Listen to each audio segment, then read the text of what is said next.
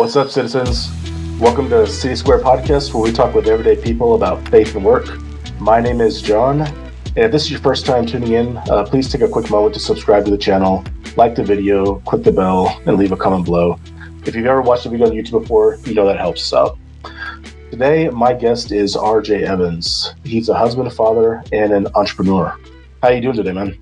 I'm doing pretty good. How about yourself? Doing well, man. Doing well. Just got back from went hog hunting this weekend with my dad and my brother, and so that was a lot of fun. I did get two of them, but I only got one to show, and so the other one we couldn't track down. Oh man, well, sometimes that's the way it goes. Did you ever do any hunting? Yeah, a little bit. Yeah. Back when I was up in Kentucky, I could technically do it in Florida, but there's a lot of different things going on down here. So I kind of was like, I'll just wait, and in like a year or so, I'll set up with one of my friends and make sure I get up for gun season up in Kentucky, and I'll just spend a long weekend or something up there and go every day from sun up to sundown.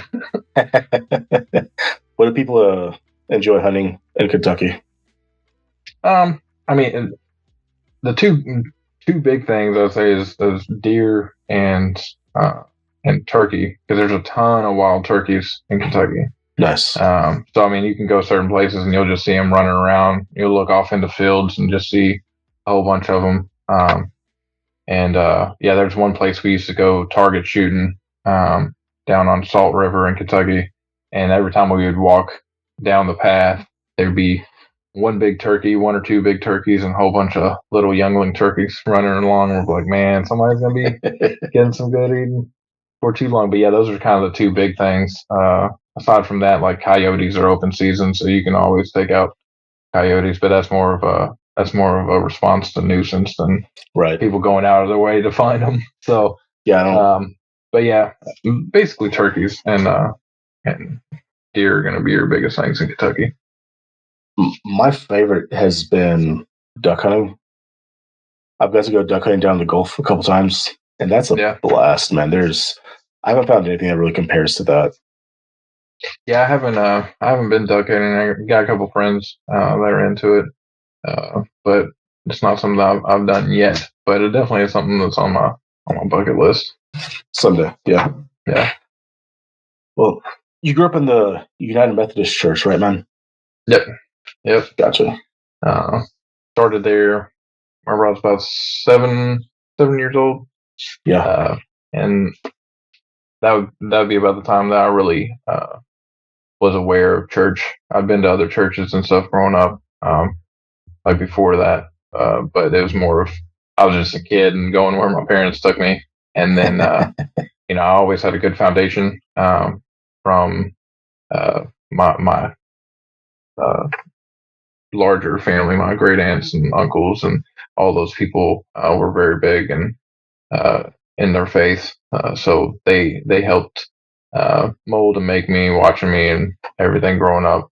But yeah, we started going to this United Methodist Church, and it was a small church, only about 150 to 300 in the congregation the whole time we were there, with a old school traditional service with doxology and hymns, and then we went to the contemporary service with praise and worship team and those types of things. So, I started there, I guess, at 7, and then I did all the other things, playing church league basketball and that kind of stuff, and then whenever I got a little bit older and got into youth group, was whenever I started on staff parish there as a representative for the youth ministry. And that's whenever I really got exposed to like church politics. Yeah. And I know a lot of people get turned away whenever it starts getting that way, which I can touch on a little bit more later as far as some of the ways that I feel about that. But I remember specifically, I was in there. We were having a meeting, and basically it was a budgeting type meeting. And they were talking about, putting numbers to this and numbers to that. And one of the whatever dads, older guys, I say, but he was probably my age back then. He was really talking about like he was like we need to spend money on beautification of the sanctuary and stuff like going through and redoing all the pews and carpet and stuff because there's all that old like maroon carpet that was a whole bunch of just it's just that, whatever somebody's great grandfather installed, so it's that kind of thing. Yeah. So he was like, we need to do, and the thing is, it was still a really nice sanctuary. So looking back at it, I'm like, that's real silly but anyways, I kind of argued with him. I was like, listen, I was like, I understand whatever doing a few things like maintenance type things, but what you're talking about is beyond that. And he was like, well, we need it. And I was like, listen, man, I said, I think that really we need to focus on like the biblical definition of church, which is loosely is like the gathering of three or more people in the fellowship of Christ. It's more about the community than the building, right? And he got visibly upset, and the rest of rest of the staff parish kind of was just looking at me like, dang, this kid doesn't care to speak up, and that kind of is pretty much how I've always been, especially whenever I know that I'm right or standing on the right side of things. And at that point, it definitely was because I went in and I was like, saying like outreach and getting more people comfortable to come here and stuff is way more important. Like I'd much rather spend money on doing community outreach events and that kind of stuff than new carpet, new pews, unless it's needed. You know what I'm saying? Like if you had like dirty stuff and stuff that was all tore up and, old or whatever, okay. Because, you don't want to invite somebody into your house and have like springs popping out of your couch or whatever, right? But it wasn't anywhere near that. So they, like I said, politics bother people in the church, and so those people ended up leaving within like the next couple weeks from the church. But the church started doing more outreach and started growing, a healthy community. So I don't know. I started there, and then I also was a camper and then a camp counselor at a Methodist church camp. And I was asked to come back several times to help with other camps and stuff. And I have a lot of cherished memories and fun times, working down there. And I think about it all the time. Like I'm like, man, I hope that maybe I can send my kids whenever they get a little bit older to that same camp and see some of the things and do some of the things I did and stuff. But it was really good. And feel free to stop me or whatever. No, you're good, man. You're good. Yeah. But the camp is actually a very important part of my faith. For a couple different reasons, because it being there showed me the power of God. Okay, so there's other places in my life where I saw it, but there was things that happened at camp that made it undeniable to me of God's existence.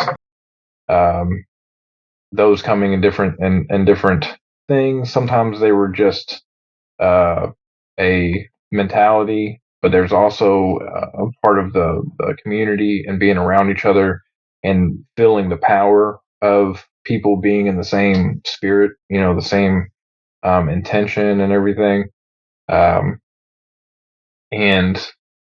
that's important because around that time, whenever I was in seventh grade, my dad was diagnosed whenever I was a baby with hepatitis C.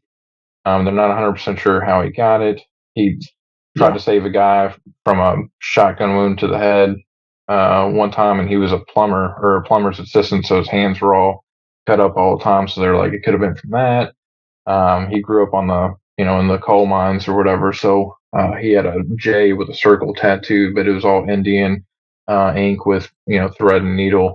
Oh, wow. So could have been that. Shoot. So there's all kinds of theories of why, but he got diagnosed with it whenever I was a baby, and at that time there was no real treatment, and it was considered, something that some people were having luck with drugs that would make it, go into remission.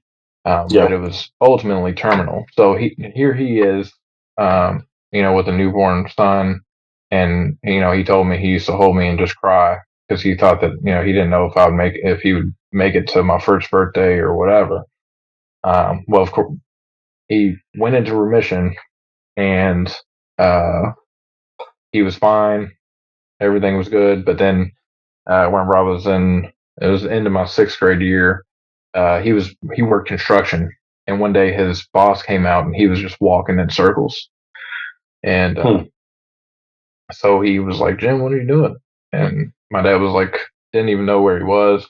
And what happens with Hep C is it attacks your liver, sends you into liver cirrhosis, which causes backup of chemicals in your brain.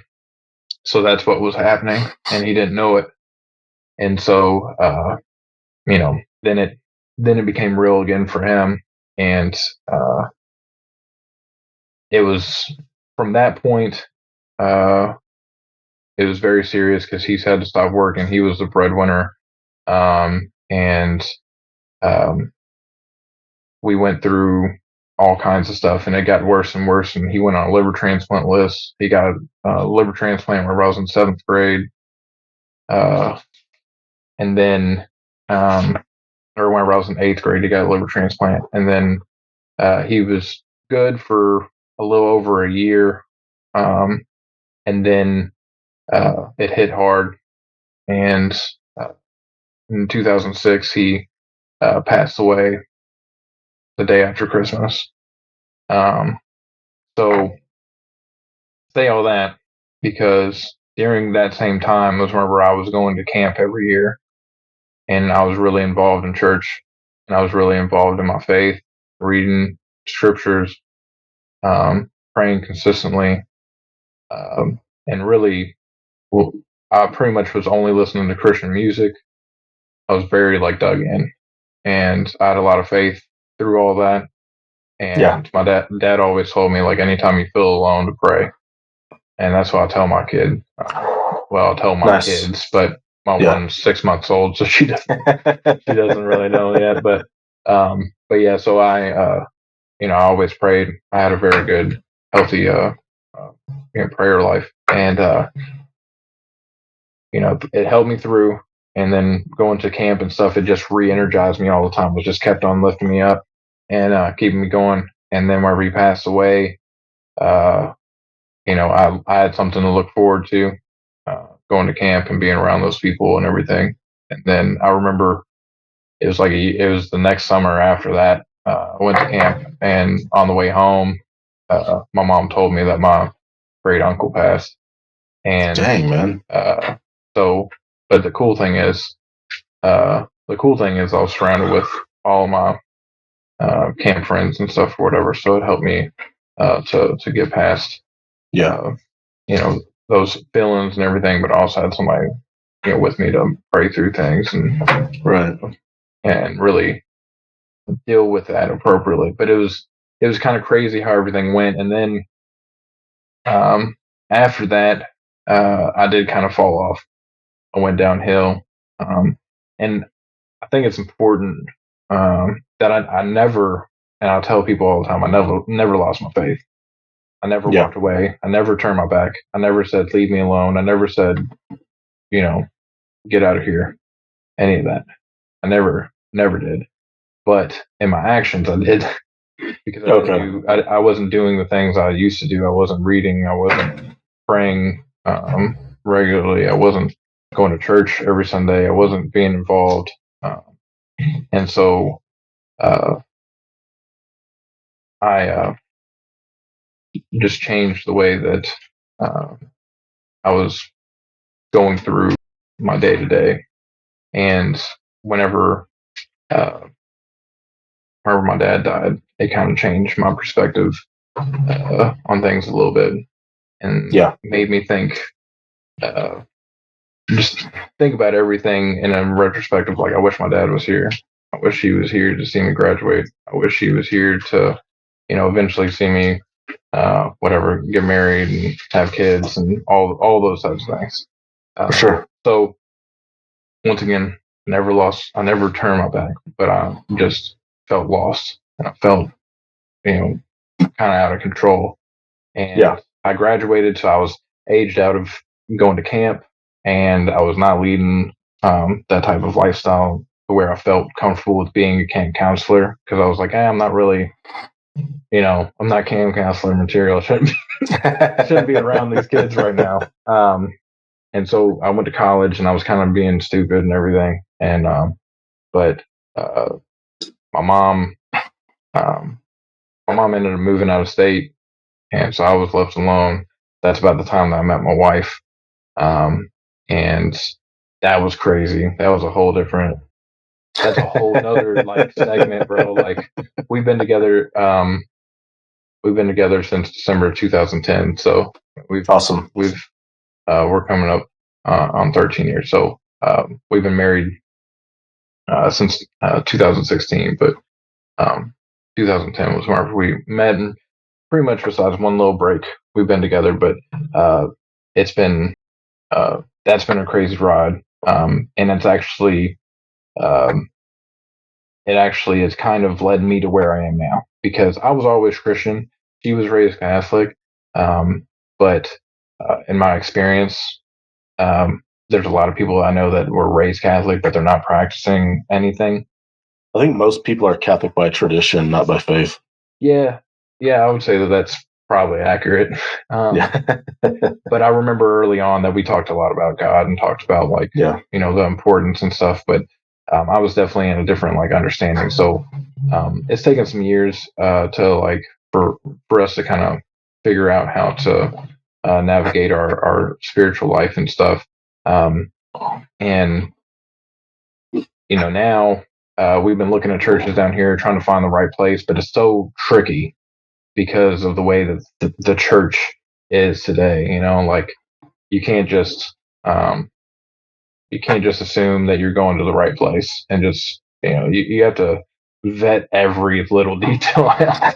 And especially for me, somebody who grew up in a scripture-based church and everything, there's so many churches that's you go in and you may hear one or two lines out of scripture, and they're just kind of preaching the story of whatever they saw at the supermarket that week, and it's I don't want that. Or they do the whole scripture. Scripture is good, but it's all about love, and it's all right, no, I don't need to be here. You're wasting my time and yours. I want growth. I want conviction. On that note, man. So y'all are looking for a church now, right? Yeah, we pretty much settled on one. We haven't officially become members, but I'm pretty sure I found the home. Cool. So I'm excited to dive deep again. And it's funny because this is a side note. My wife, because the last few years we both just dove right into faith and dove deep to recover from all the crazy stuff that's going on in the world, right? And like I told you, whenever I was in middle school and high school, there was times where I only listened to Christian music, 99% at least. There may have been a few secular songs, but for the most part, I was listening to Christian music. And so, anyway, so I've been sharing some with my wife, and then one of her friends was been sharing stuff on Facebook and stuff. So she's like, "Hey, have you heard of this person? Have you heard of that?" And some people are new, some people I haven't heard of. But the other day, she sent me a list of them, and on that list was Jeremy Camp. And I was I texted her. I was like, Jeremy Camp signed my shoe whenever I was in high school. And she was like, "What? What are you talking about?" I was like, "Yeah, I saw Jeremy Camp and Mercy Me and had him sign my shoe." I had a whole bunch of signatures from Christian artists on my shoe, like KJ52, so the early 3. So it's the early 2000s. Yeah, early to mid 2000s. And so anyways, she was like, "What are you talking about?" But yeah, so that was just a little caveat. It was funny because she was like, and I was like, "You can call my mom right now. She was there. She remembers." But yeah, so we found a church, man. We just it's just a matter of diving in and joining up officially. But So, like, are you going back to the United Methodists? No. And here's the thing. I don't really, I don't want to disparage people out of ignorance, right? So I'm not Yeah. gonna like act like I know everything. But I will say that on my way out, whenever I kind of left the church, in those terms, wherever, I saw things on the wall, writings on the wall that I was like, I don't like this. And now, at least from the stuff that I've gathered, is that it's been infiltrated by a whole bunch of like leftist Marxist propaganda, and it's no Yeah. longer what it was whenever I was growing up. And to be honest, it wasn't really what I'd wanted to be looking back, even whenever I was there. But I didn't feel any of that at my church, right?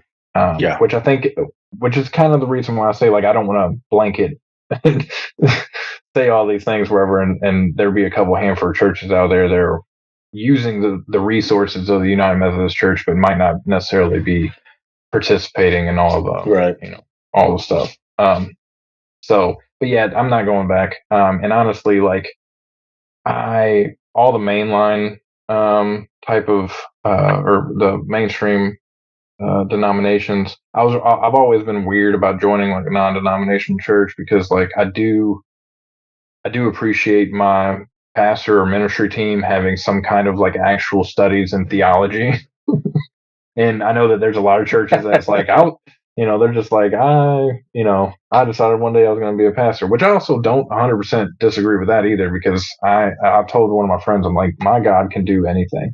He can call anybody.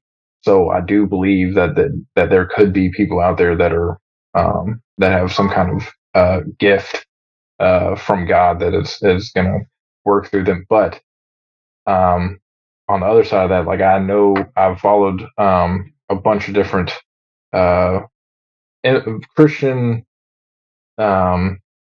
pastors and Christian like theologians and stuff, wherever, and I can't tell you how much I appreciate the people that like actually know Hebrew and Greek and can Right. really Yeah. like break down the Bible. Because there's so many things I've learned from those people that I'm like, oh man, like if you're like the stuff that's hidden behind the translations is wild and to the benefit of Christianity and to Christians. So that's kind of where I stand, and the church that we're looking at has some of that, and that's kind of what I was like, cool. I like this. I like the fact that they're really into it. But yeah, I don't know. I've been to a bunch of different types. I've been to Presbyterian. I've been to Methodist. I've been to United Church of Christ. I've been to Church of the Nazarene. I've been to pretty much all the major ones, right? Yeah. And I think that I think whenever people get stuck on some of the modern doctrines and stuff, or wherever, or whenever they get too attached to like they become like a franchise church, it really inhibits what's going on locally. Yeah. So that's kind of why that's one of the main reasons why I chose this local church. Gotcha, man. I like that term, the franchise church. Yeah. That's funny. Yeah, man. It's like the McDonald's of churches, It's like you go into certain churches and it's like, it's all the same. Yeah. So, but yeah. No, I came into faith when I was in college, my freshman year in college. Okay. And I know that because like I didn't grow up I didn't grow up like church was not like a regular part of life. Mm-hmm. It's like I went to college curious about God and looking for answers in that, and got involved with college ministry, and God saved me basically through college ministry my freshman year in college. Awesome. And so, like, coming into the faith, like when you're 18, 19 years old, like this was a small rural town. And so like, there's a lot of church politics and like all sorts of stuff that you're kind of like talking about earlier. Yeah. And so like in my early years, I think it was because of the local church that I'd witnessed. And it also might have just been like me being arrogant into my 20s. But Yeah. like I had like a huge like disdain for like anything that could be remotely considered like historic and traditional. Mm-hmm. Um, which is kind of weird because I kind of got like in college, I kind of got really like into like Reformed theology and Calvinism and that kind of stuff, and that played a huge role in like my faith and me learning about God and His character and digging into Scripture and that kind of thing. And like I'm still in that theological lane today. But like we started church planning in 2015, and I know like when we were church planning, and I think I started learning more and more about history and that kind of stuff. My appreciation for like the history of the church has like elevated really high, and like my appreciation for like liturgy and tradition to some extent has increased a lot. Because I think I just learned all that stuff had it was put in place for purpose and reason. Mm-hmm. Because when I was younger, it was like, oh, well, that's just what they're doing because so and so's grandma did it, and she does it Right. because her grandma did it, and that it's like we don't. There was just we just do it because we do it, and it was all dead practice. Mm-hmm. But as I studied history and learned that, well, no, a lot of these things they had a real meaning, and the people understood what they meant, and these liturgies were put in place and organized for a purpose, and they were for the teaching of the body. And like I know for me, man, like that stuff that has grown to mean a lot more to me than it has in the past. I don't. I mean, you grew up in the Methodist Church, and so the Methodist Church has history, and so you probably, I don't know, like if you were appreciating that stuff when you're younger, if you appreciate it now more like you're older, or maybe just, I don't know, man, where are you at? Um, I don't know.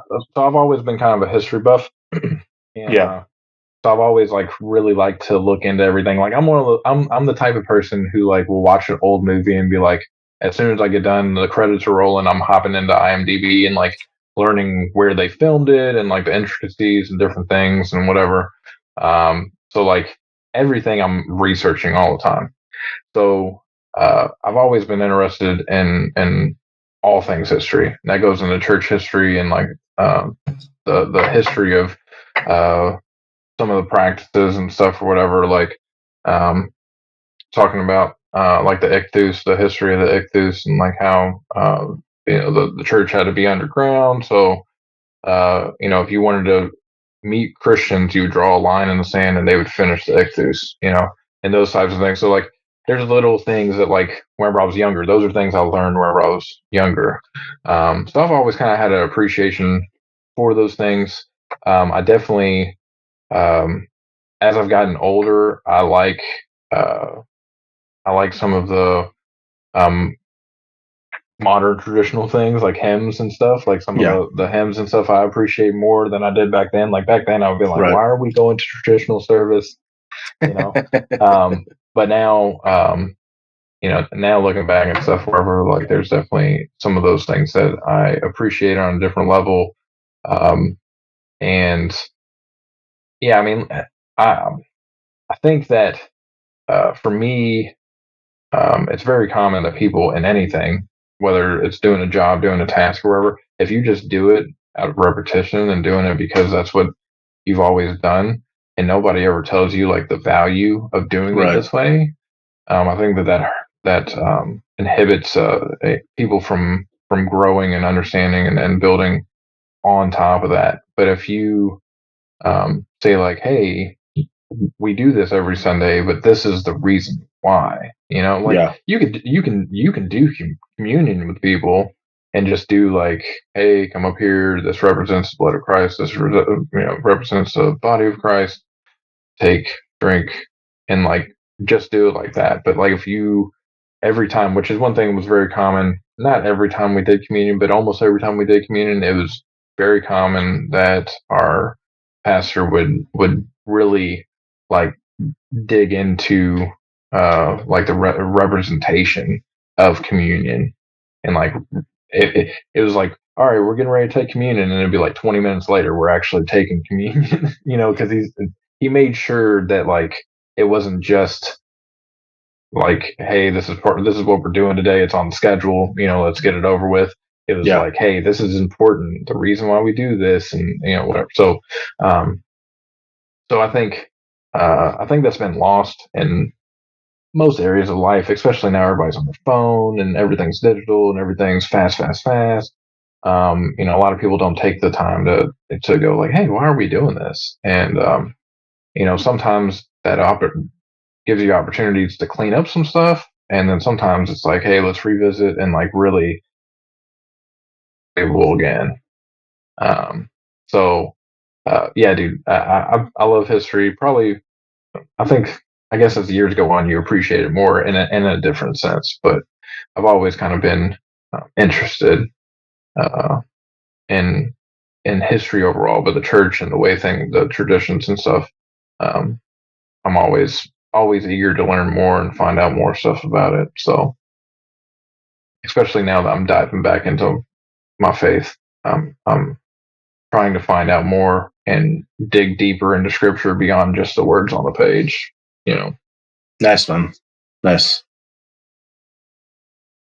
So, like, what are some of your favorites? You said I mean, you love history, man.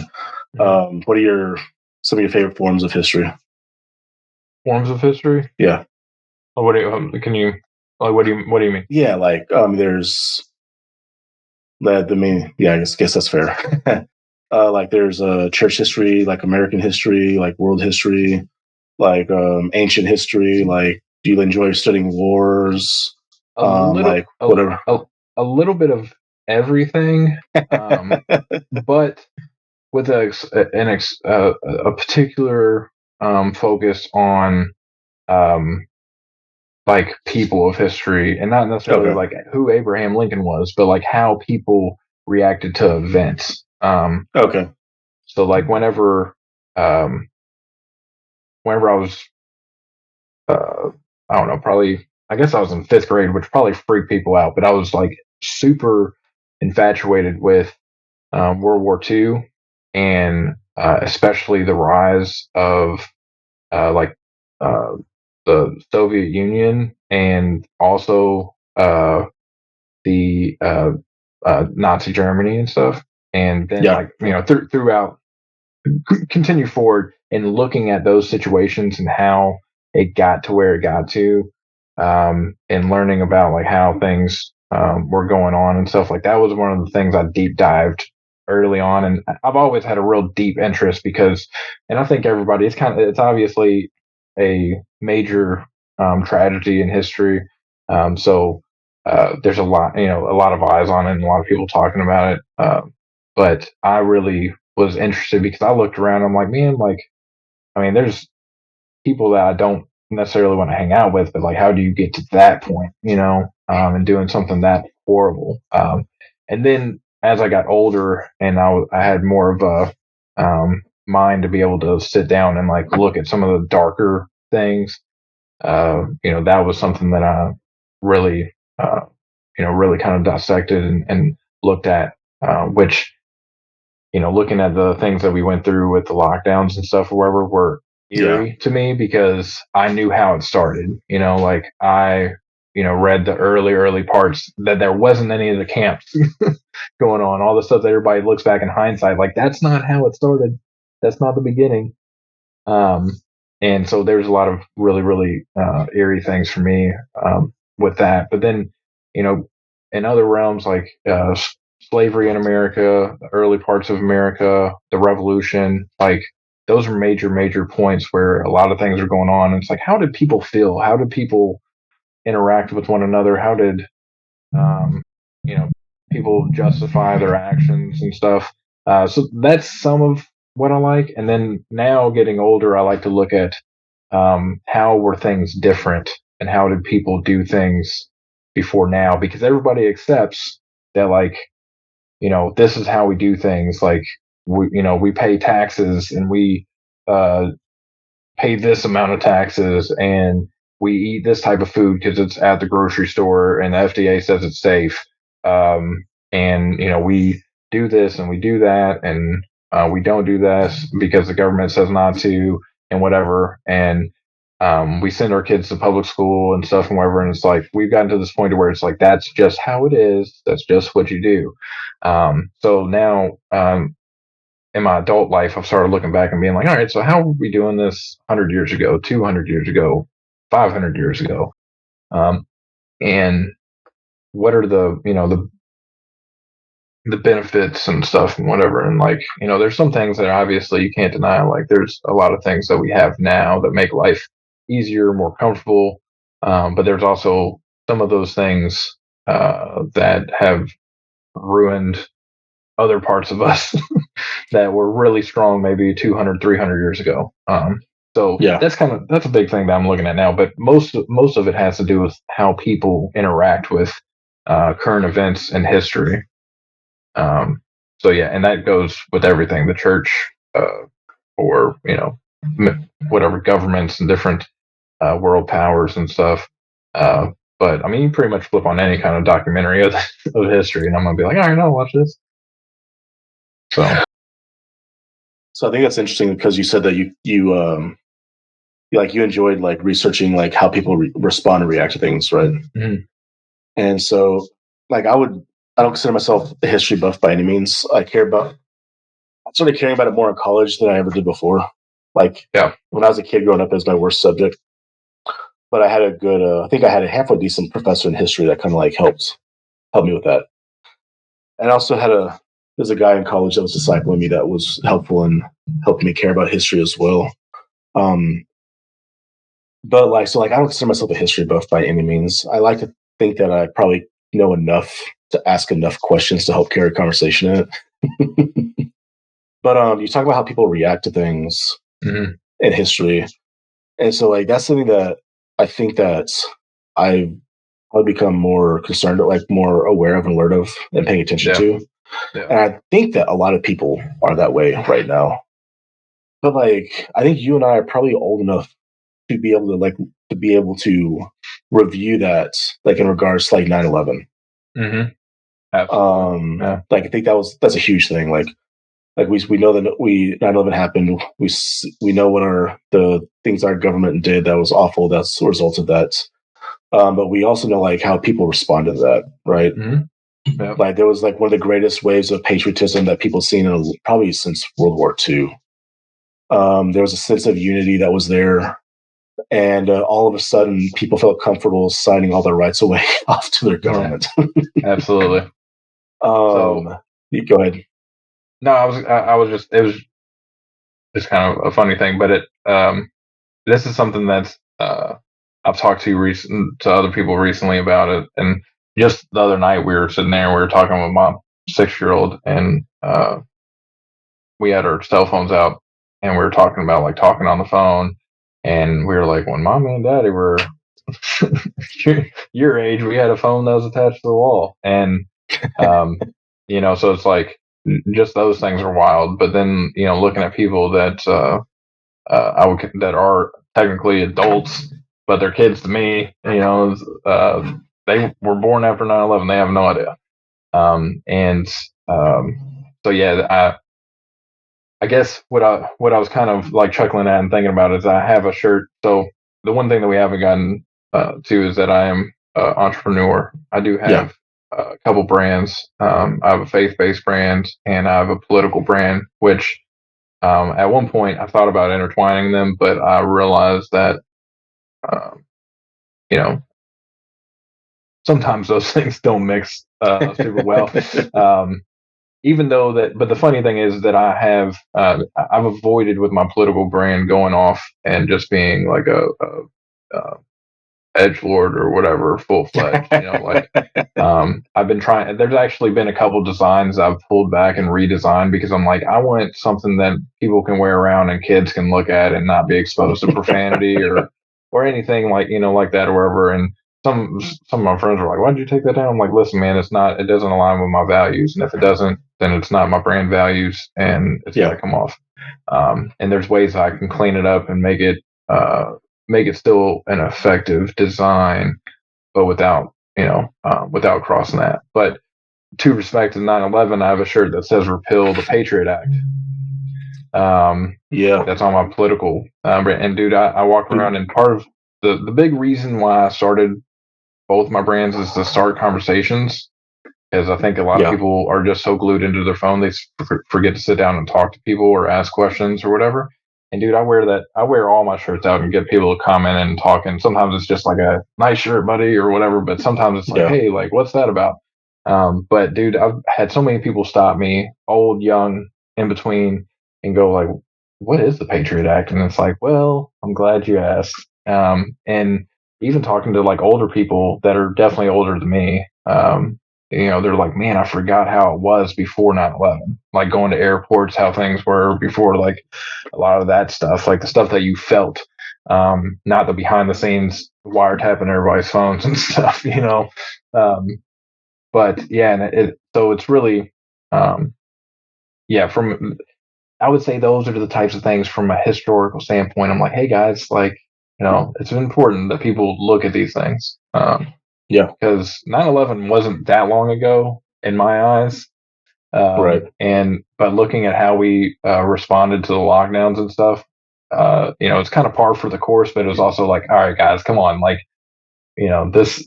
all the things that can be seen have been seen, because everybody has a supercomputer with a high definition video camera in their pocket. And back before, whenever 9/11 and everything, like, so JFK's assassination is coming up. The anniversary is coming up on Wednesday, which I have a shirt dropping on Wednesday for that anniversary on my political brand. But I was like, you know what? Like, we only have the one video from the grassy knoll and stuff or whatever. But bro, if that happened today, there'd be phones out galore from every angle. You'd have, I mean, they just released the January 6th, 40,000 hours. You'd have more than that if that situation happened today. So, it's kind of crazy. It's like we have all this information, all this history, all these capabilities with these devices, and it's like we still fall for stuff. And like, even people I know we talk about, and I'm like, you realize that 9/11 wasn't 100% on the whole, like, well, they hate us for our freedom. And they were like, well, no, that's what it is. I'm like, nah, let me have a little sit down with you and let's have a talk about it. But anyway, so that spreading awareness and knowledge is a big reason why I started the political brand. Because I felt like, and I still do, I put myself in a corner all the time, because sometimes I do it with my wife, and I'm like, wait, I thought that was common knowledge. And she's like, don't treat me like I'm like, well, just sometimes I forget that, like, I know things and I just associate it with something that's like common because it's common to me. So with the shirts, I put something out there that's bold enough and kind of vague enough that it can draw somebody to be like, I think I get it, but is this what it means? Or like, what does that mean? So I wanted to drive conversations and get to a point to kind of educate people, because I think the more you educate people, they educate others, and it just kind of it moves around. So you have a well informed group of people versus an educated person who goes and is indoctrinated by the same people saying the same things and stuff over and over again, and missing out all of these very important pieces of information. So yeah, and I don't know where you want to go, but I mean, I can kind of dive in a little bit more with more about the brand and how that intertwined back, and the reason why I did political and then I started the faith-based. So what is the name of your political brand? So my political brand is called Who Touched the Thermostat. It's I love that name, man. It's intended to be a dad joke, but it's also kind of like it's meant to be like, hey, what's going on here? Like, and that's kind of the sense of the brand. It's not the brand is not supposed to be super serious. It's supposed to be a little bit of it is serious in nature, but it's not. I don't know. It's not like I don't want to lecture people. I want people to just have fun with it and like have some of the shirts are funnier than others. But it all overall is just like, hey, let's get together, crack some beers and talk about some of the crazy stuff that's happening outside. Um, but yeah, so yeah, who touched the thermostat? And uh, it was under a different name for a while, but part of me switching over and trying to amplify my faith in everything I was doing was part of the reason why I changed the name to Who Touched the Thermostat. Um, and then my faith-based brand is called The Fallen Short, and that's from Romans 3:23. It says all the fall short of the glory of God, and that was something that verse has been with me since I was 10 years old. It was just one of those things that was like, it kind of evened the playing field. You know what I mean? Because like you see all these high, like holier than thou folks, and it was one of those verses I looked at and was like, hey, you know what? Like we all are on the same playing field. We're doing, we're walking our own walks. So the Fallen Shore was intentionally set out to be a brand that's a reminder that like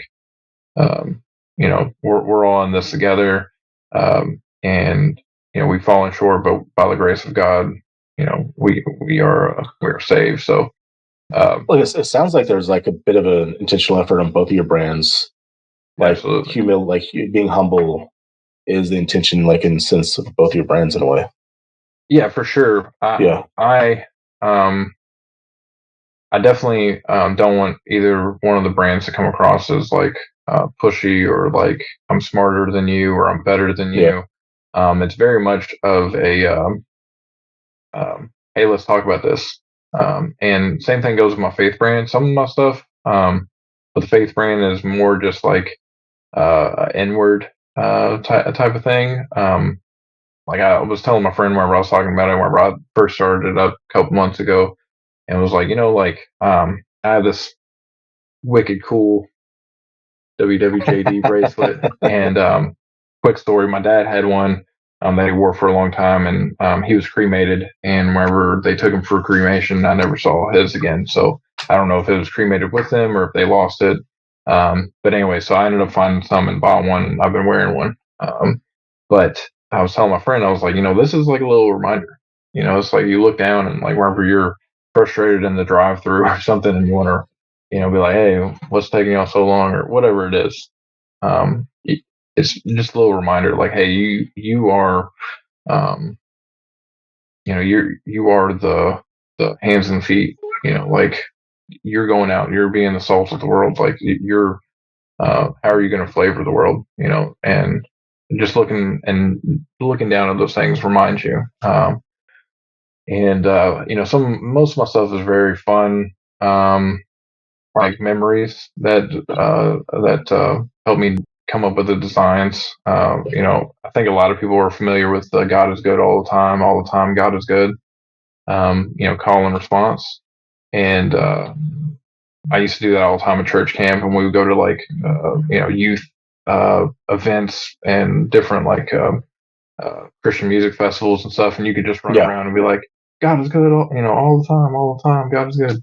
And so I made a shirt where on the front it says God is good all the time, and on the back it says all the time, God is good. And that's awesome. So little things like that, man. And then I have a little bit more serious stuff. I actually run this shirt right here on both my brands. It says it's not the rock.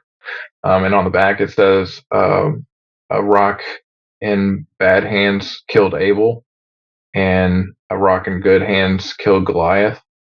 And a lot of people, there's some people who get bent out of shape because in the Bible it doesn't say exactly how Cain killed Abel, but it can kind of be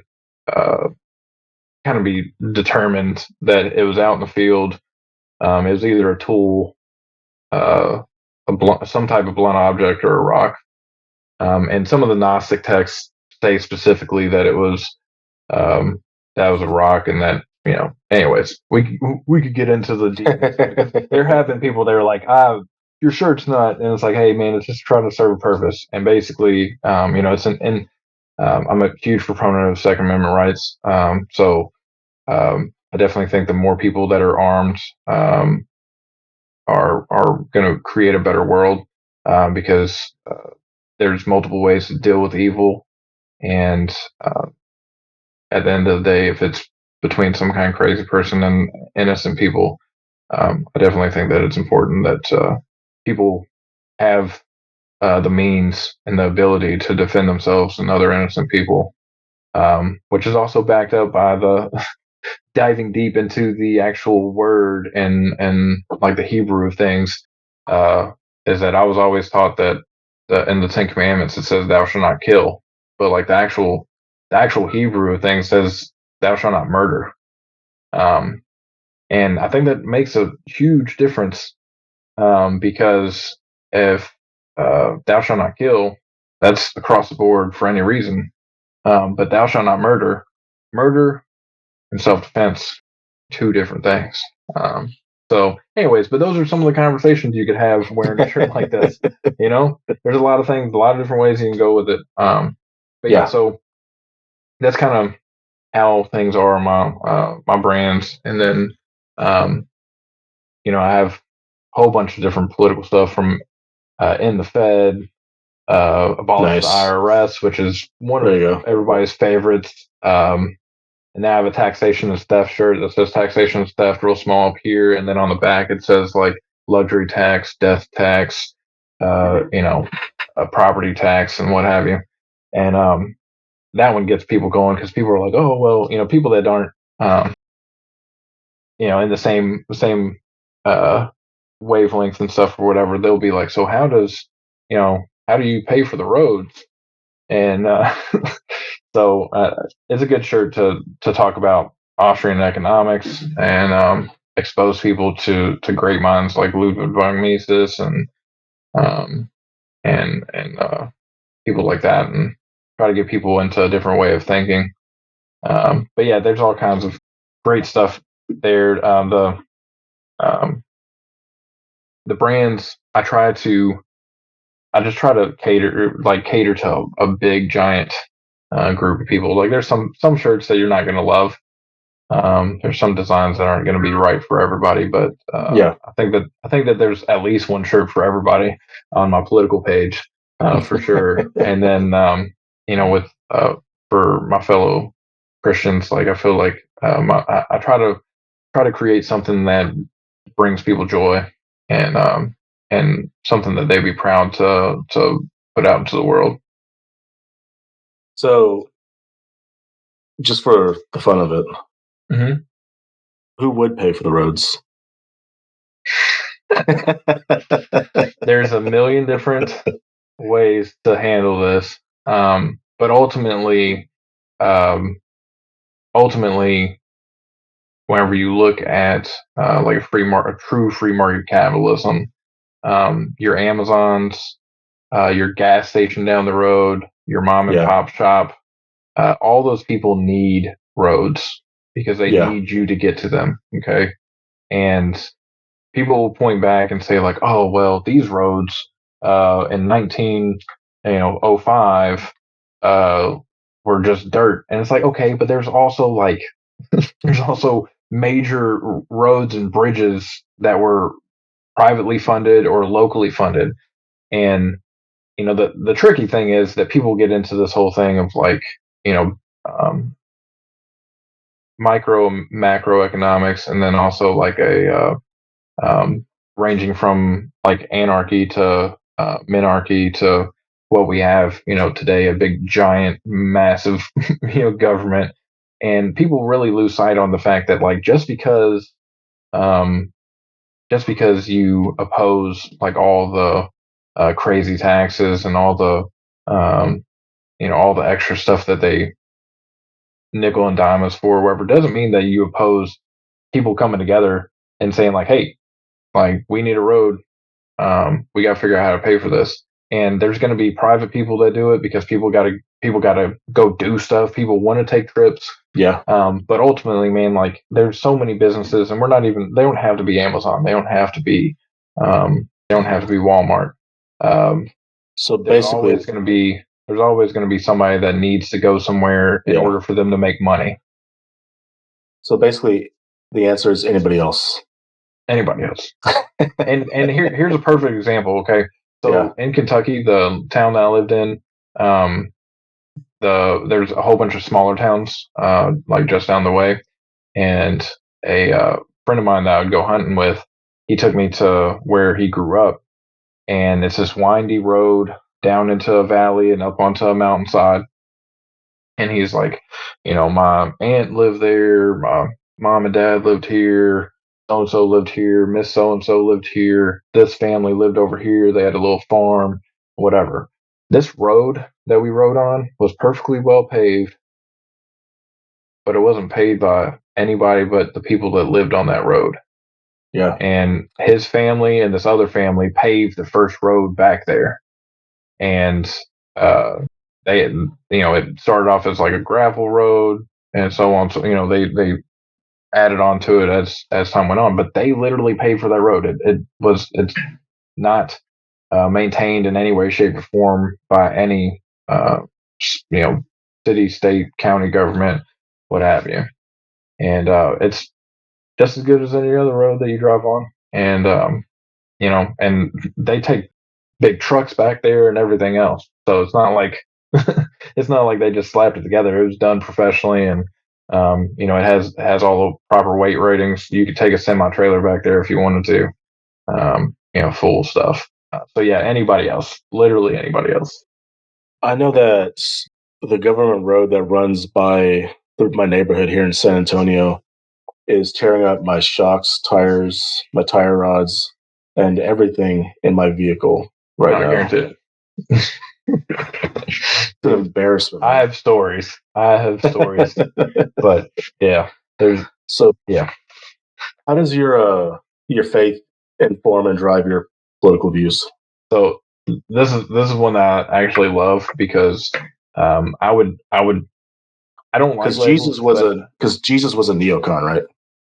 Yeah, 100%. Yeah, he was a neocon war hawk that's just dropping bombs on everybody.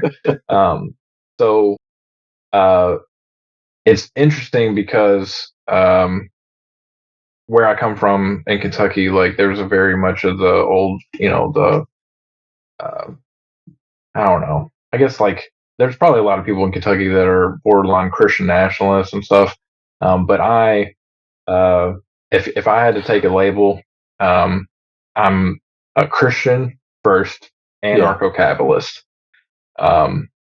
I think that my faith 100% intertwines with my political economic worldview. Hey, real quick, man, can you give a short definition for anarcho-capitalist? Absolutely. So, if you really want to get a good background, Murray Rothbard is going to give some of the best short and long versions of it. But essentially, an anarcho-capitalist is anarchy and capitalist. Now, anarchy scares a lot of people because people think anarchy, chaos, because that's what we've been taught to think. But anarchy, Antifa. Yeah, right. Anarchy means like no leader. It doesn't necessarily mean no rule or no order. Okay, so it's basic natural order and capitalism, which a lot of people think of capitalism as what we see today, which what we actually have today is cronyism. It has been for over 100 years. Yeah. Anything that's been going on for the last 100 to 150 years, like isn't even close to capitalism. Right. And people get so, everybody's like, capitalism did this. And it's like, no, it's actually the fact that like the government and corporations and stuff are patting each other back and all it's probably closer to corporatism than it is capitalism. Yeah, well, see that, and that's kind of the thing is that it is kind of a lot of people would probably say it's corporatism, but I like to lean towards the cronyism because really, like what we have going on with like big pharma, specifically, and like the government, 100% is just cronies, man. It's just a big organized crime network that's writing each other checks and investigating one another and letting each other off, So that's fair, man. That's fair. So yeah, anarcho-capitalism to me is basic natural order and people exchanging goods at a rate that they see, that they see fit. Because a lot of people get all hung up and stuff, and they're like, "Oh, well, capitalism is just taking advantage of people." And it's like, no, look, man, like if I know how to make a wheel and you need a wheel, then you and the other people that need wheels determine how much that wheel costs, right? Yeah. Because you you are the one that's going to pay for it. But if none of you guys decide that you're going to pay for it, then my product is no longer, it's obsolete. It's worth nothing. So it's all a give and take, man. And people, um, I think people, especially Christians, like if they were to read um, a lot of a lot of literature and information on free market capitalism and anarcho capitalism, you're going to see how it's freedom, it's real liberty, it's you are responsible for yourself and your outcomes. And the cool part about it is that nowhere in there does it say that you can't help each other, right? Whether that's Right. helping your mother and father, helping your son or daughter, helping your neighbor, helping some random person down the street, like all that stuff is perfectly fine under like anarcho-capitalism view. But the key factor is there's no force that's being taken upon somebody in order for something to happen. It's all gonna, um, it's all uh, free will. So and it's really hard for people to accept, man, because like the topics come up with, the whole like the bake a cake case and all this kind of stuff, Oh yeah. and it's like, look, man, like this is free market capitalism. If use free market capitalism to get the outcomes you want, like the whole Bud Light thing, like that that worked out a certain way. And I remember talking to somebody there. There was a place, I think it was Savannah, Georgia. I can't remember, but there was a place that still had a sign out that said like whites only, and it was like a little dive bar type place. And Dang, seriously? yeah, and I haven't been there. I haven't had eyes on it. I was told this, Yeah. okay. But I had a conversation with somebody about it, and I was like, "Look, man, like I think that that's fine. It's not fine that they're doing it. It's fine that they advertise it because in my eyes, like that tells everybody else that disagrees with that point of view that they're not getting their money, so they're capped at how much money they can make. You Well, know what I like mean? that lets me know that I don't want to walk in there before I walk in there. Yeah, exactly. So Yeah. like, I'm not going to spend my money, waste my time. But see, what you have now is that you have all these companies that are parading around as one thing, and they're really not, and Yeah. that helps some ways and hurts some ways on both sides. Because there's some companies that act like they're there's a bunch of companies, like Black Rifle Coffee Company is one that I will rail on forever. Like, Oh yeah, they're they awful. present themselves as like a patriotic, like pro America, 2A, rah rah. But at the end of the day, most of the guys that run the place or wherever are donating to, the gun control lobby, have said things against people owning AR-15s and stuff or whatever.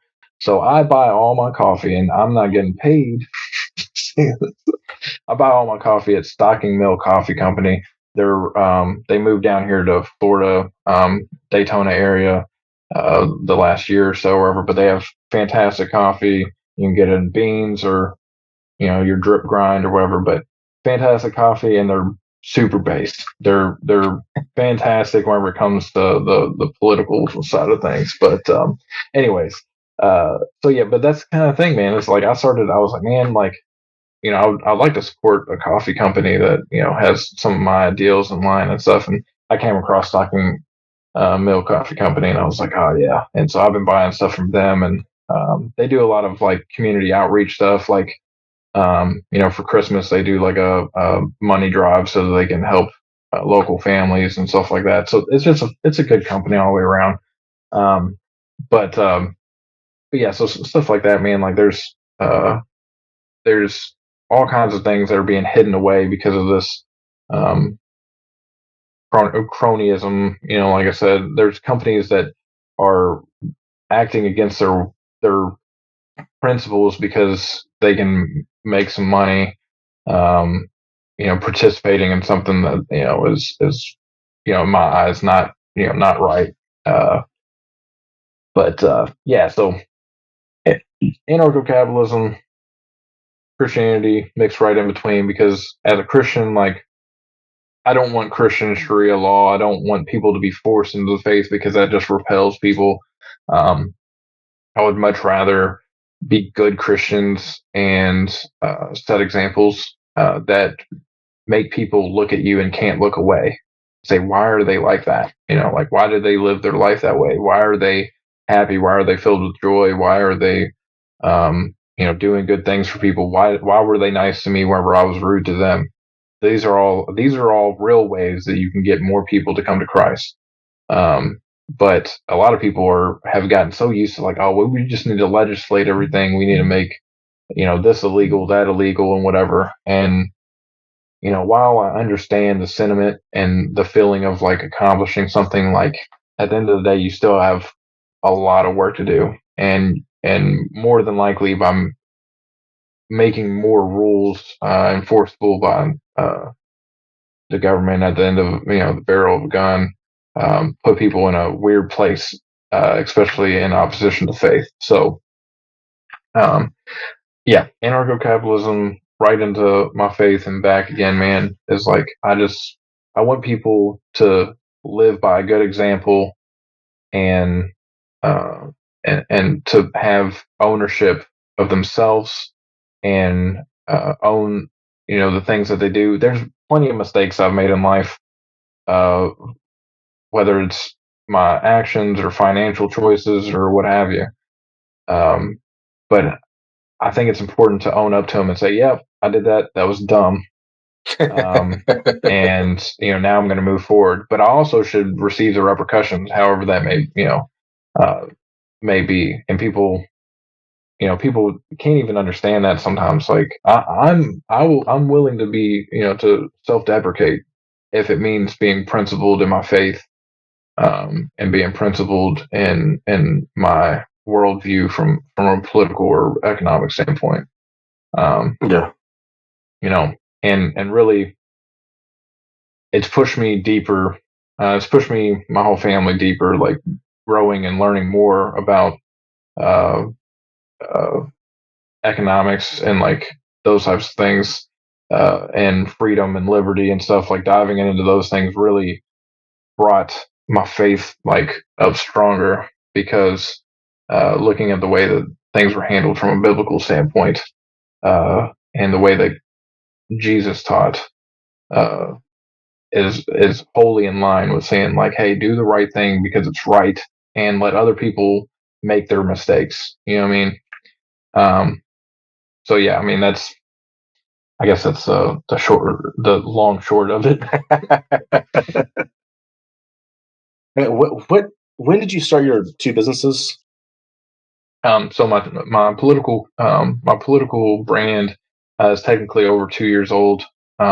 I did a rebrand a little over a year ago, and then my faith-based brand is coming up on 4 months. Okay, So nice. that one's still pretty new. And honestly, man, it was one of those things where I wanted to do it in my heart, but I was like, how am I going to do this? Because it's so much work. There's a lot of work, Yeah. and I'm doing everything myself because um, I'm still trying to build up to a point of where it's, uh, a well oiled machine. And Yeah. so I was in opposition to like keeping it going for a while, just from a political brand. But then I was like, if I'm going to do this, like, I need to give glory to God, um, and really uh, push on doing something that's going to uh, teach more or reach more people in His name, and not just the political economic side of things. So how did you end up taking the big steps forward to start not just one man, but two? Um, so I guess with my political brand, it originally started as like a podcast type thing, and I did a few Yeah. podcasts. And with the things that were going on in life, and with the house that we had in Kentucky, it got really, really difficult to have like a normal schedule to do that. But then I started playing around and was like, man, this would be a cool t-shirt design. And I sent them to a couple of my buddies and they were like, yeah, you should figure out how to print this. And so I was like, huh, you know what? Maybe I will. So I had like 4 or 5 designs and started looking and trying to figure out different ways that I could um, uh, get it into some kind of production, and just started figuring out everything from the bottom up, like how to design a website, how to integrate, production company and all those types of things. And so that one took me forever to even get to a point to where I felt like I had any pressure off. And even now there's still pressure, still learning. But it made it much easier whenever I finally was like, you know what, I'm going to build this brand. And it was funny because I already had a couple designs for the faith-based brand, and I already had the name picked out and already had like a logo design. It was just a matter of like doing it. And I remember, um, one day I was just sitting there, I just basically was like, all right, got him. I apologize. I've been dragging my feet and like making up excuses. Not doing this. So a few months ago, I launched the brand in a week. I had the website designed. I had all my uh, shirts designed and everything ready to go, and had it running. I started on Monday, like started working on it and had it launched. I had social media accounts built and everything, and had 200 followers and stuff wherever on the faith-based brand Facebook page, or close to 200. It was like 180 or something like that before I actually launched the site on Friday. And so yeah, that one came super quick because I was like, I already know the things I want to do and how to like kind of cut through some of the stuff. Yeah. But yeah, and yeah, it's been a huge learning process. There's a lot of things that I have learned and forgotten and relearned. But I could definitely, I could do it. I could replicate pretty easily now. Now, the other the biggest part of it is driving sales and getting people to the website and getting people, to actually hit that checkout button. But that's something that I'm still learning to like improve on and to get eyes to the site um, and to encourage people to buy. So, Dude, I know that. I don't know if this has ever been an issue for you, man. But I know whenever I started my business back in, I think it was 2018. mm-hmm. I always I felt weird about it, man, and I felt like guilty for charging people for work, and like as I realized that I was gonna have to charge more for work than what I thought I was gonna have to make it worth my time, Mm-hmm. I felt more guilty about that. And I think a lot of that was not from the faith of Christianity, but it was from the things that has been taught in the culture of Christianity in the U.S. Is that anything that you ever had you've ever wrestled with? Yeah. Yeah, I would say it's a big thing for me that I like want to help people out. Yeah. So I have been guilty of like doing too much and not asking for anything, or not, trying to have a balance of expectations. And so, there's been tons of people that have asked me for help and guidance and stuff or whatever. And I've, just kind of like been like, oh yeah, sure, I can help you with that. And then like I look back and I'm like, well, it took me a long time to figure out how to do that. So yeah, and here recently I've been thinking like, all right, I need to make a portfolio of the things I do know, and just kind of whenever people approach me, say like, hey, like this isn't really my job right now, but like if you want some help or want some pointers, like I just ask that you pitch me a couple bucks, donate or something, Yeah. because I'm not an expert, but I do know things that people want answers to that are I can save people a lot of time and a lot of watching YouTube tutorials and stuff or whatever. But yeah, so there's that, and then also like trying to figure out how to appropriately price my apparel and stuff has been tricky because like I don't want to overcharge, but also want to make sure that there's enough, that there's enough profit to be had that makes sense for the time and effort and energy that I put into it. And also like I want to run normal sales and stuff wherever, so I need to leave enough. I need to leave enough on the bone, so to speak, that makes sense for me to be able to um, make money normally, but also um, be able to offer discounts. Like right now, I'm running sales on both my sites, 30% off everything and free shipping, which is huge. That's like a big, big cut in my margins. But I really want people to wear my stuff and to tell people how good it is, how much they like it, start conversations.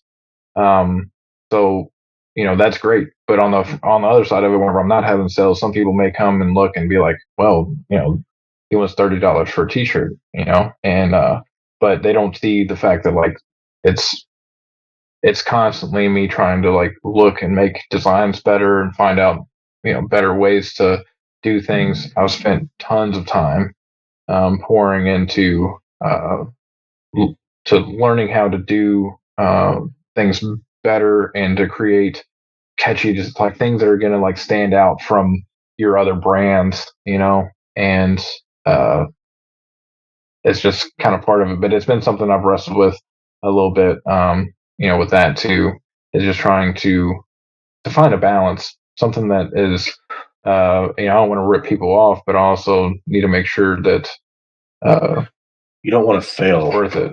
Yeah, absolutely. Yeah, 100%. So I don't think most people understand economics or business for the most part. Because people, because like people are going to expect you to operate your business the same way they expect Walmart to operate theirs. Yeah, and that's it's not possible. A side effect of consumerism. Yeah. Fewer people are building things or making things, so fewer people, understand where things come from. Yeah. And that makes a huge difference in like people understanding why you can get a T-shirt at Walmart for $7 and mine are $30.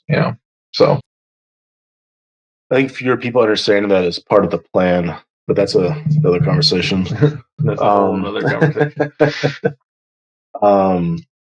Like I think that when I started my business, like I didn't realize how influenced I was by poverty gospel. Mm-hmm. Because I knew about the prosperity gospel, and I knew what that is. I know why that was bad, evil, and wicked. I had knew about the alternative, the poverty gospel, but I didn't realize how much I had been influenced by that indirectly, and was told that way of living is basically the only way of righteousness. And so when I started this business and was like, I'm going to have to start charging these prices if I'm going to be successful, I felt guilty because I felt like I was doing something that was wrong. Yeah. And then like if you're around enough Christians or church people, because those are not always the same thing, they always expect you to do everything for free. They're not going to do everything for free, but they expect you to do it for free. Right. Yeah. And then there's that weird tension. And it took me a couple of years to get. I don't think I'm fully grown out of that, but I'm mostly out of that. And that took for me, man, that was a long journey, man. Like that was a long way. Yeah, dude, there's a lot of holes you can get stuck in. Yeah. And I definitely that's kind of me learning more about scripture and looking at like the historical side of things. Like it's helped me deal with some of those inconsistencies that have been brought on by the modern church and stuff. So because you look back in the Bible, like there's plenty of people that were wealthy that God loved, Yeah. and that were fantastic stewards of God's love and God's word. So and then there's also people that were dirt poor that were also, good stewards. So, and everything in between. So I think that it's important to shake a lot of those things off, and it does take time, especially whenever you've been so deeply ingrained with it. But and that's kind of where I'm at, man. Like I've been seeking balance, finding the balance, finding the middle, and because like you can help people and you can help yourself, um, and you don't have to bend over backwards for everybody all the time. Yeah. And occasionally doing a good deed just because it's the right thing to do, or whatever is fine. But like doing that and to your demise or letting your family starve is also silly, you know. So, but that's kind of how I look at it. But I understand where you're coming from, and Yeah. I understand that mentality. You'd said something a second ago that I think is true. I think it's a problem, especially like with Christians, man. Because we had said a few minutes ago that nobody is creating and nobody is building like anymore. Mm-hmm. And I think that's a bad. That's just a really bad thing, man. Especially for Christians who hopefully know that they're like created in the image of God, and they're created by the ultimate Creator, and that as image bearers of Him, we are to be people that create. Mm-hmm. The difference is we don't speak things into existence like God did. We take raw material and we create and build with it. And in a society where people are doing a lot less creating and building, like that's just not going to. That just something has to change, or that's not going to go well. 100%. We especially need more Christians doing more creating, doing more building, like starting up more businesses, creating more nonprofits, and doing so much more of the stuff, man. Absolutely. And we're not doing that, and that's just not a good thing. Absolutely. I 100% agree with you. And there's the one thing, especially for me right now, I got 2 little kids, so they, want to watch movies and stuff or whatever. And one of the biggest things, Andrew Breitbart, famous quote saying, things, politics are downstream of culture, and our culture is run by a certain group of people that pretty much embody everything that's non-biblical, non-Christian, and it's steeped into everything, into children's media, whatever it is, everything, schools, movies, music, like everything that you're surrounded with. And so, me as a parent that's trying to teach Christian values and build a foundation, I'm very particular in watching what's being out there, and I crave something that is plain funny. It doesn't have to be like super Christian or anything. Yeah. Just don't have bleeped out expletives and sexual innuendos and stuff wherever mixed into my kids shows. Like it's just not necessary. So we don't need cartoons with Optimus Prime learning how to use pronouns. Yeah, dude, all that stuff is nonsense. So yeah, I definitely I think whatever it is, I think we should be creating. I think we should be building everything from building houses to building cars, building entertainment empires like Disney and stuff. Like I think all those things are things that Christians should be getting involved with. Yeah. And so yeah, dude, we got to build. And definitely as Christians, we have to understand that the kingdom is not here. But while we're here, we should be I don't know, advertising for the kingdom. You know what I mean? And should be building the things that resemble good stewards of the faith, and what all that brings. So I hope I can do that with my brand. I hope that both my brands bring people into a better place of understanding, whether it's their faith or economics, and bringing it back around like I did, and make that connection like I did about free, the freedom, the liberty, and how that intertwines with Christianity. And yeah, man, I want to see more and more people doing something. And there's several times in the Bible where God has gone to people, either himself or through somebody else, or wherever, Jesus going to people and people saying like, I don't have anything. And it's like, well, what do you have? You have to have something. And, they can take a jar and make it invaluable to people, take a couple loaves of bread and fish, and work these things and take God on your side. And, you end up seeing all the great things that God can do with what little you have. You don't have to have $1 million.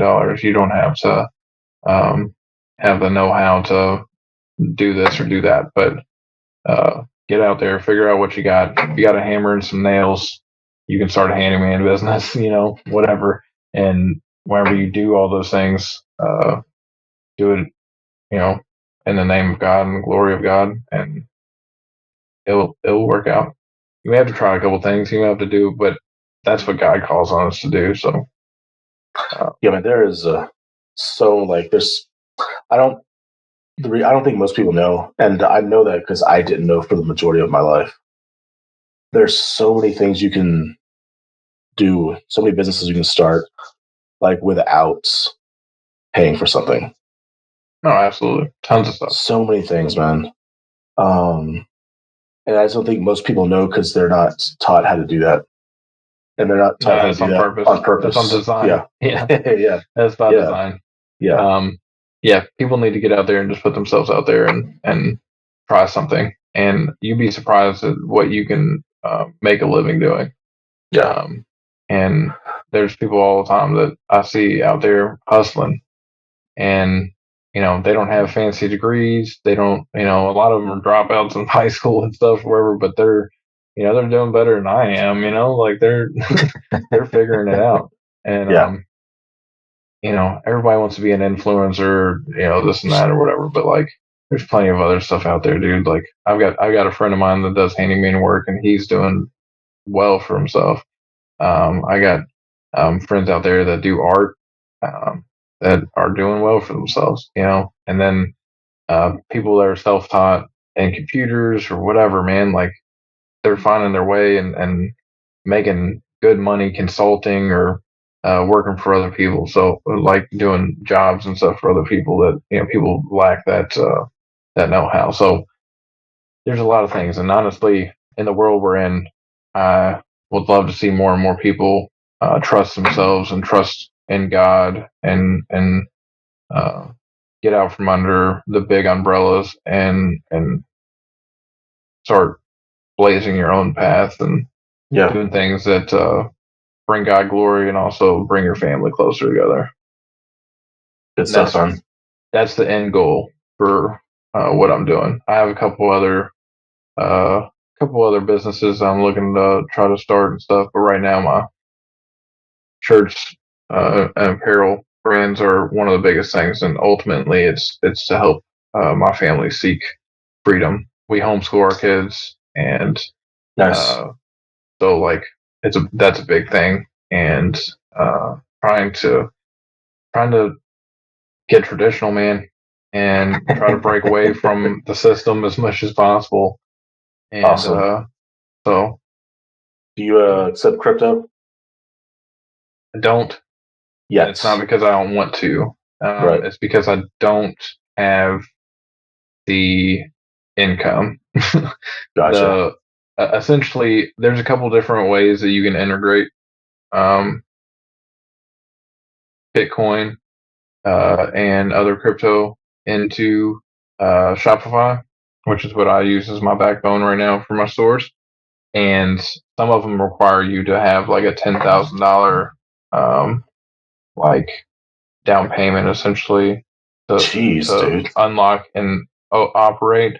The ones that aren't like that require like really large monthly subscriptions, which would be fine if I was covering those.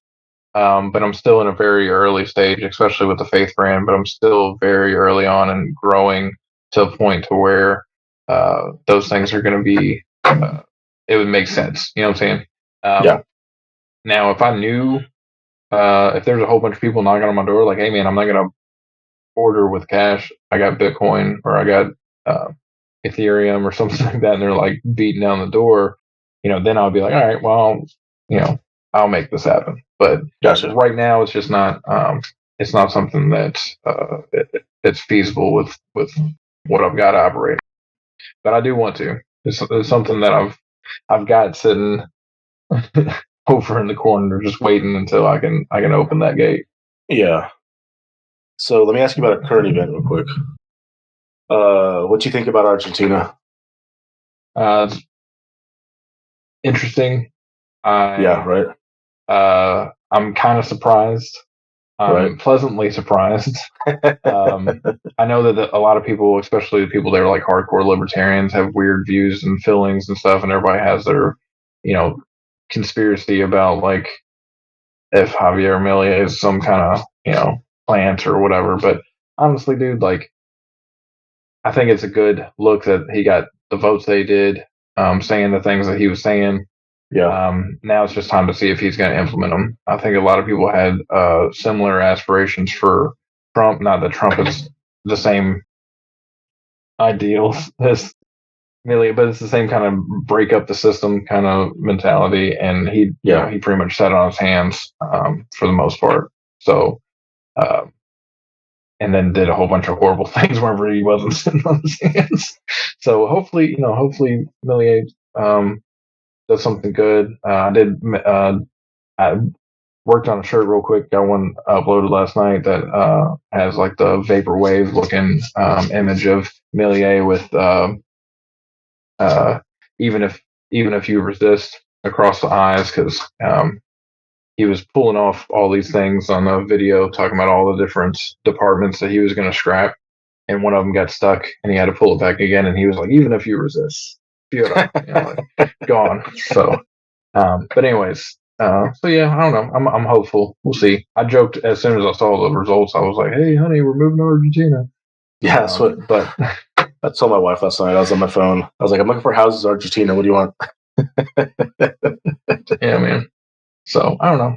I hope God blesses them. I hope that more freedom and stuff prevails in Argentina for all the people. So they're in a pretty hard spot right now. So it can only get better, right?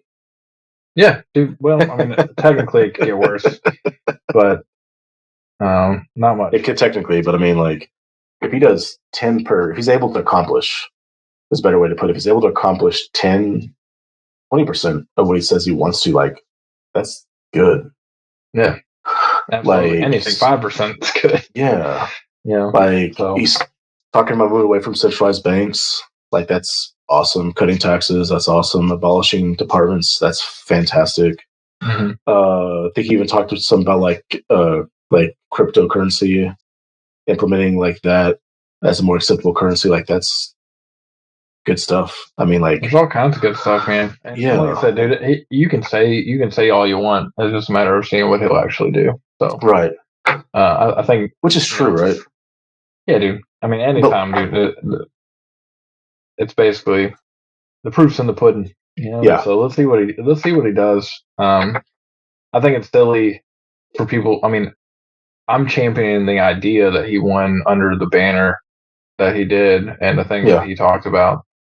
I mean, I think people said that his dog is named Rothbard after Murray Rothbard, so like that's pretty base. But at the same time, dude, like I don't know the guy. I haven't sat down and talked to him. I've seen the videos. Everybody's seen the videos, him ripping into the Marxist left and stuff and whatever. Yeah. And I like all the stuff he says, but once again, like whenever it comes down to it, like if he gets in there and he doesn't do anything or he just like backs down, it's that's not great.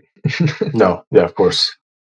And it's kind of the same thing, like I was saying earlier. Like we're the, we're supposed to be stewards of the faith, and so like we're acting crazy, and we're like, hey, I'm a Christian, but I'm gonna beat you up. Same thing. Like if he wins under the libertarian anarcho-capitalist type banner or whatever, and then he just does a horrible job. Like who's gonna want to vote like that again? Take that kind of risk. You know what I'm saying? So, right. I wish him the best for everybody around the world. Yeah. Maybe if he does do something positive with his role, that other people will be like, hey, you know what? Maybe we should do that here. That'd be great. It'd be fantastic. That'd be awesome. I would never have expected that to start in Argentina. I mean, I wouldn't. If you know the history of Argentina, it's a little wild down there. Yeah. There's all kinds of crazy stuff that happens in Argentina. But yeah, so I'm happy for him. I pray that it's a good outcome for everybody. What is the last cigar you had? The last cigar I had was what was that? It was a punch. I think it was a punch special reserve, just a real Nice basic one. punch brand cigar. It's a good cigar. Awesome. My favorite brand is Rocky Patel. Pretty much anything Rocky Patel, I'm good to go. Okay. But yeah, the last one I had was a punch. It had been sitting in there for 6 months, and I was like, yeah, it's time. Nice. Out. Good one. I catch myself enjoying a lot of CAO. I love CAO. I don't hate them, but I enjoy some of the Flathead series. Yeah, those are good. I was just gifted a five pack of the Flathead. Yeah, those are good, man. Any of those, yeah, those are pretty good. I enjoy Southern Draw a lot. I don't know. Yeah, I don't know. Drew Estates. Yeah. Like I've never had never had one from Southern Draw that was wrapped too tight. Mm, yeah. And yeah, they're pretty good, man. I've had a few of them that pretty tasty. So and obviously Oliva's always solid. Can't go wrong with them. Yeah, that's good too. The one that I have a love-hate relationship with is Alec Bradley. Oh, really? I love their blends, but like every other cigar is some kind of problem. It's like I can't. There's been so many Alec Bradley cigars I've just gave up on in the first like 10, 15 minutes because they just the draw is horrible, and it's never consistent. But when you get one that will draw, they're fantastic blends. But I don't really spend my money with them anymore because if I buy 5 of them, only 2 of them are going to be actually smokable. So it's terrible, man. Yeah. So, but what are your top 3 podcasts right now? Honestly, man, I've been doing a lot of work lately, trying to do stuff around. So, obviously, everybody listens to Joe Rogan's podcast, and I don't listen to it like everybody else does. I don't listen to every episode. I just pick and choose ones that interest me. Right. But then I would say the other podcast that I listen to the most is probably the Bless God podcast with Ruslan. Oh, yeah. He's got a great podcast. I like listening to his. And then occasionally I'll pop over and check out what's going on with Pastor Durbin with Apologia Studios. Oh, dang, really? Yeah. Interesting. I was really following a lot of his stuff for a long time. And he's one of the people that was one of the people that really interested me from a breaking down the Bible standpoint. So, but yeah, occasionally I'll bounce in there and check out, see what if they got anything cool going on. They do a lot of cool like series and stuff where they do like long form interviews and stuff. Yeah. So those are cool. But yeah, if you look at my stuff right now, it's either Bruce Lon's podcast or Joe Rogan for the most part. And then other than that, dude, I'm listening to music. I'm listening to old school Jeremy Camp and listening to Ann Wilson and like whatever old and then Eric July's band. I've been listening to that a bunch backwards. It's really good. If you like libertarianism or anarcho-capitalism, backwards album Veracity is just phenomenal. I bought or I was gifted the first issue of his comic book. Yeah, I got one right over there. Nice. I'm a big Eric July fan. Yeah, he's a solid dude, man. He actually is probably one of the people that pushed me over the metaphorical slope into anarcho-capitalism. Oh yeah, yeah, yeah, dude. Especially the way that he approached it with his faith and stuff, like was a big push for me. Man, don't think I like started like. I remember when he was really like he was in like a lot of Facebook groups and he was really active in those. Yeah, But and like now he's as pretty his, much on Twitter. which is understandable because as your platform goes, you got to readjust your time. Yeah. But like when I started like really following him, he doesn't talk about his faith as much. Yeah. Which is what it is. Well, I mean, it's yeah, I understand, but it's also it's kind of intertwined in his brand, yeah, in a lot of ways, and so I kind of I've thought about that too. I'm like, I wish he was a little bit more front facing with it. But if you know the Eric July brand, like if you yeah, know all the Rippaverse type stuff, you know that it all really has a lot of calling cards to his faith and to Christianity itself. And I think a big reason why he's doing what he's doing has very little to do with the fact that he's raking in cash hand over fist, um, but the fact that he knows it's the right thing to do. He's out there building and creating.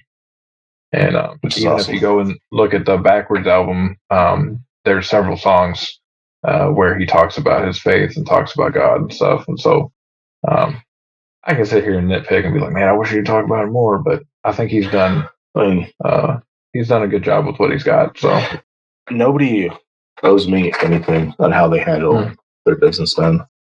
And just sometimes whenever I catch people not talking about it anymore, I often wonder, did they fall away? That's my that's my thing. Well, and I don't wonder that from a self-righteous perspective. I'm just like, man, I hope that's not true. Yeah, 100%, man. And I remember when Brian Head Welch came out as a Christian.